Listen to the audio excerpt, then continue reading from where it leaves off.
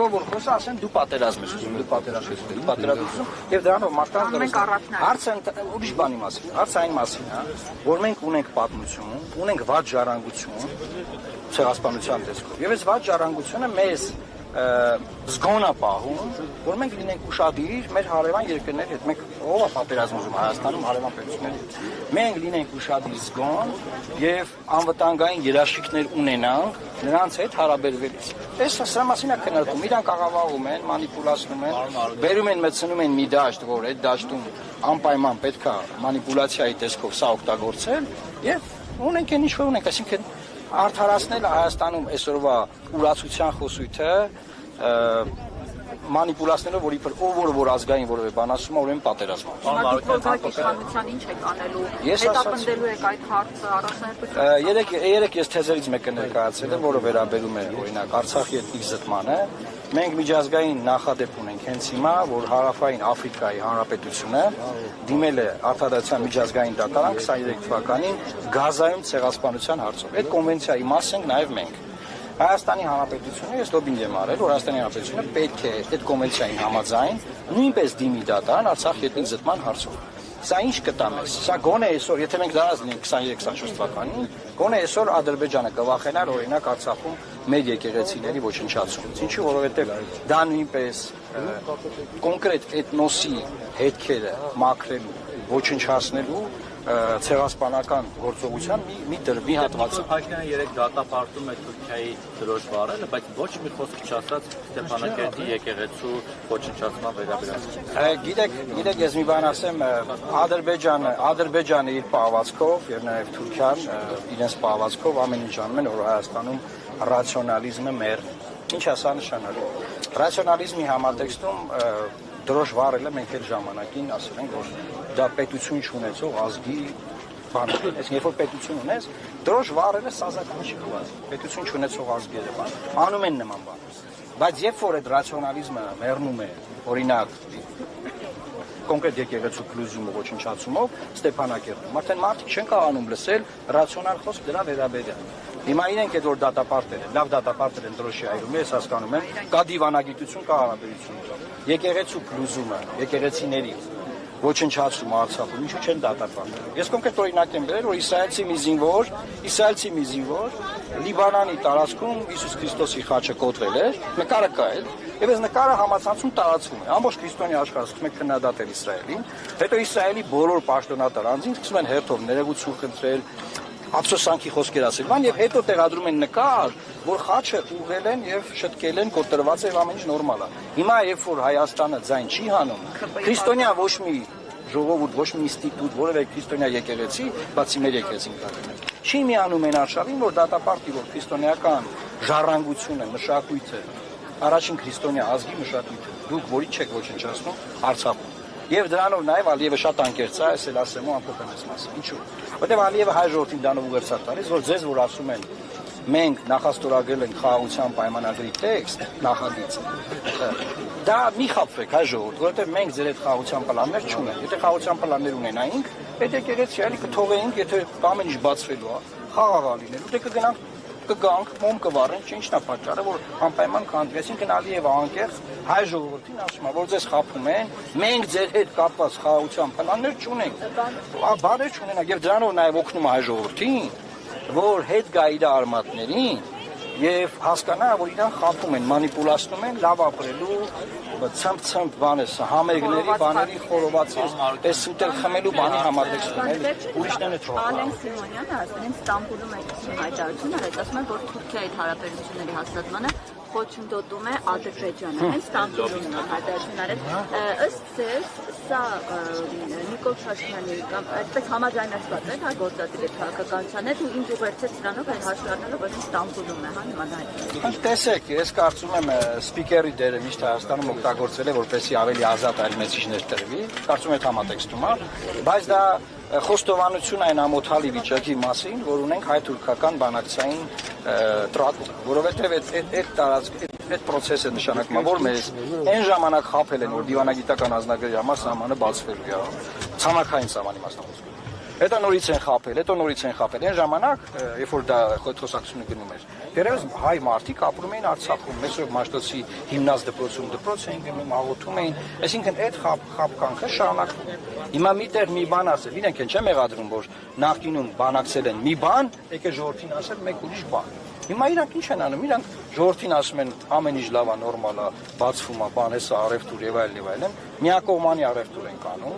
եւ որից հետո գնում Ստամբուլում ասում են բանա, դե ժողովուրդ ջան, դե գիտեք դե բան, Ադրբեջանը ձեզ խանգարում։ Այսինքն Թուրքիայի պես հզոր երկիր ուզում է սահմանը բացի մեր, Ադրբեջանը չի թողում, հա։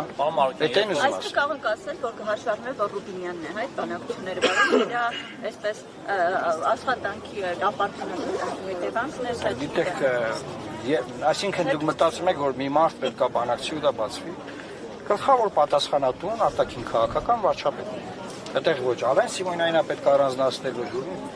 գլխավոր պատասխանատուն։ Հայկական կողմը ճիշտ չի աշխատում։ Հայկական կողմը ի սկզբանե գնացել է վիճանապարհով, որի փր բանակցությունները գնում են առանց նախապայմանների։ Բոլոր տեքստերում Թուրքիան համաձայնվել է, որ գրվի որ առանց նախապայմանների բանակցում, բայց միևնույն ժամանակ բոլոր նախապայմանները իրենք դրեն սեղանի վրա։ Դա եղել է սկզբից Արցախյան հիմնախնդիրը, հետո Միջանցքի հարցը եւ այդպես շարունակ։ Հիմա մի քանի քաղաքական հարցել էլի, եթե կարելի է, պարոն Մարուկյան, ինչ եղավ ձեր եւ Հովիկ Աղազարյանի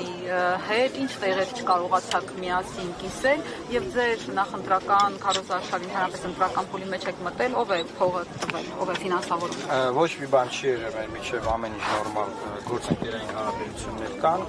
Ինչ վերաբերում է մեր նախընտրական արշավին, ես հիշեցի մեր համագումարը 15 թվականին։ Համագումար էին կանում եւ լրագրողները հարցում էին, բայց այս փող որտեղից, որ համագումար է կան։ Հիմա նույն բանն եմ հիշում, այսինքն 19 քաղաքական միավոր գրանցվել են ընտրություններին մասնակցելու եւ բոլորին հուզում են, որ միայն այդ լուսավոր Հայաստանն է ոնց է անում։ Ես ձեզ ասեմ, լուսավոր Հայաստանը ոչ տրադիցիոն արշավ է անում, շտաբեր չի բացում, դուք մեր մեծադիր բաներները չեք տեսնում, այսինքն մենք իրականացնում ենք smart campaign, խելացի արշավ, ինչ է սա նշանակում։ Մենք նոր տեխնոլոգիաներով մեր խոսքը հասցնել ենք մարդկանց։ Մեր միակ պրոդուկտը այս ընտրություններում մեր գաղափարն է ու մեր խոսքն է։ Մենք ամենաճանաչված, 5 ամենաճանաչված քաղաքական բրենդներից ենք, այսինքն բրենդը հայտնի դարձնելու խնդիր չունենք, ինձ կամ մեր թիմակիցներին հայտնի դարձնելու խնդիր չունենք եւ շատ հանգիստ մտենք այս քարոզարշավի մեջ։ Մի ուրիշ բան ասեմ, Դավիթ Խաչակյանը մեր ներկայացնում է կենտրոնական ընտրական հանձնաժողովում։ Մեր նախընտրական թիմի անդամ է, կուսակցությունից դուրս եկած մարդիկ կան, այո, նրանք չկան, չեն կարող լինել որ զենալ։ Ես ես ավարտեմ էլի։ Ես ուզում եմ նաև լրագրողներին մի խնդրանք ներկայացնել կամ պահանջ։ Դա այն է, որ դուք դարձել եք ընտրությունների վերաբերյալ խոսույթը, փողի խոսույթ։ Այսինքն ով առաջին հայացքից, ասեմ, ով առաջին հայացքից փող ունի, հա, տպավորությունն է, որ ինքը լեգիտիմ ընտրություններին եւ քաղաքականությանը մասնակցելու իրավունք ունի։ Այդպես չի ժողովուրդ։ Այդպես չի։ Մենք դրանով կայլասերենք ամբողջ քաղաքական process-ը։ Այսինքն ով փող ունի նա կարող ընտրություններին մասնակցի, ով որ առաջին հայացքից չէ, չի կարելի։ Ինչ եմ ասում։ Պիտի հաշվետվի։ Այն ասում է։ Հաշվետվությունը տված է, մտեք նայեք, կտանք, ինչ խնդիր։ Մենք անցած ընտրություններում ամենակիչ գումարով, դե որ ես տեսնեմ որ իշներին հարցում եմ։ Իդեպ նույն տեղի չեք դասավորում, չէ՞։ Թատրոնի կասի որ իրենք ավելի ֆինանսավորում, իրենք համակիրները Չէ, բայց դու հարց ուներ էլի։ Ուզում ենք հասկանանք ուղղակի ում ականջներն են ձեր հետը, մեզ ֆինանսական մեր ականջները։ Հովիկ Աղազարյանը Հայ ժողովրդի աջակցությունն ոչ ականջներ չկա։ Գորգիսյանի ականջները, Կարպիս Փաշյանը։ Հաստատեցնել բան Մարքյան, ասում եք վարչապետի տեխնացը չունեք, բայց ցածակը դուք եք գլխավորում։ Այո։ Ինչ է նշանակում չունեք։ Ասեմ, մենք ի սկզբանե հայտարարել ենք, որ չենք մտնելու այս վարչապետական գզվռտոցի մեջ, երբ որ բոլորը հռչակում են, որ իրենք պետք է լինեն վարչապետ եւ վերջ։ Սա նաեւ մի process է, որը նախընտրական դեռևս կոնսոլիդացիայի շրջանում խանգարեց կոնսոլիդացիան։ Մենք ի սկզբանե ասել ենք, որ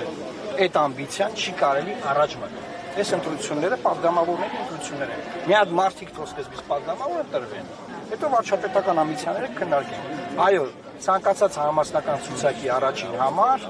տվյալ ուժի ֆորմալ վարչապետի տեխնացիան օրինակ գնալու այն բանավեճին են գլխավոր, չէ՞։ Բայց մենք ասել ենք, որ մենք չենք մտնելու այդ իմաստով է բանավեճի մեջ մի քանի իմաստ կնա։ Բայց բանավեճերի մասնակցել Շեմը կհաղթահարեք, թե Անցորիկ շեմը արդեն հաղթահարել ենք, որովհետև դեռ երբ որ չէինք հայտարարել, որ ընտրություններին մասնակցում ենք, դրանից քիչ էր պակասում։ Երբ որ հայտարարեցինք, բնականաբար դիրքավորումը բերեց արդեն հաղթահարելու։ Դեսքին այս պահին հաղթահարելու։ կարծել եք, հա։ Փաշինյանի վերցրել ասում է այն ուժերը, որոնք հանդես են գալիս կորսված հայրենիքը վերադարձնելու սահմանների եւ արտադրության վերականգնման կոչերով, ասում է տանում են նրան, որ մենք կանենք պետականությունը կորցնելու։ Շատ լավ։ Ուրեմն 19 ուժ գրանցվել է, բաց արեք ծրագրերը։ Կամ հլավ խոսքը ինտերնետում։ Ես չգիտեմ ուժ, որը մեր ժողովրդի ուզում է տանի պատերազմի Թուրքիայի կամ Ադրբեջանի։ Չգիտեմ այդ ում մասին է խոսում, ինչ է պատմում, ինչ է ասում։ Ինքը դրանով փորձում է արդարացնել այս ուրացության process-ները։ Ուրացության, ծպտուն չանելու, մենիքնությունը ոչնչացնելու դեմ որևէ դիվանագիտական լծակ գործիք չօգտագործելու իր անգործությունն։ Այս ուժ բան ես չգիտեմ ուժախը, որ ուզում է տանի բան։ Ինչա՞։ Միանշանակ Ուրան։ Դուք մի նայեք որ բերում են ծաղիկ են բան։ Ուրանալ այդպես չի։ Ուրանալը այդ հարցեր տալով է։ Մեր հարցեր են տալիս։ Բայց նայենք դրանք ոնց է եղել, բան քանի միլիոն մարդ է զոհվել։ Ուզում ենք պատի վրա քանդ ոնց էր ասում։ Քոչանյան դրանիկ ասում է պատի վրա ուզում ենք գրենք։ Բայց ասում եք մի հրյա կանգնի, ասի 6 միլիոն հրյաների հոլոկոստի զոհերի